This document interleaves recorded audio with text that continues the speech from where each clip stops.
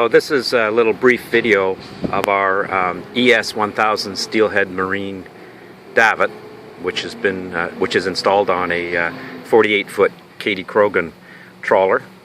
The install was done by Bullhead Marine, Dennis Speck, in Fort Lauderdale, Florida.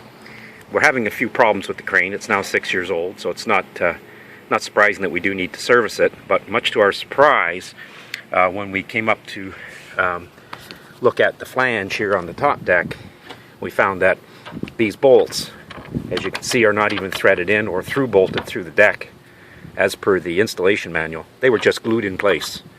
Also, there was no Tef-Gel used on any of the bolts, any of the stainless hardware, contrary to what the manual says. The manual does specify Tef-Gel.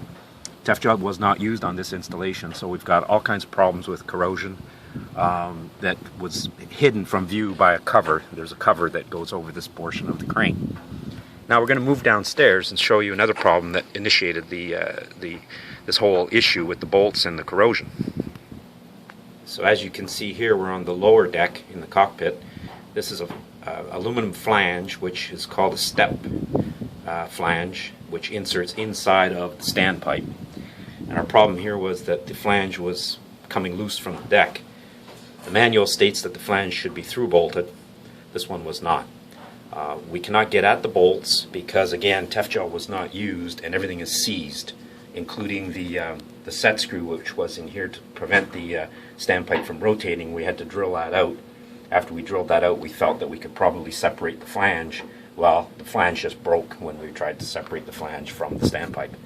So now we're of course we're down in the Caribbean. We're not anywhere near steelhead parts, so we were having a flange made that we were going to put around and bolt it externally, and we'll through bolt this portion of the crane. So the crane's worked really well. We're just a little disappointed with the quality of the install. This is not rocket science. It's not difficult. It's quite simple. It's quite clear in the manual how to install the crane properly. In our case, unfortunately, our crane was just not properly installed.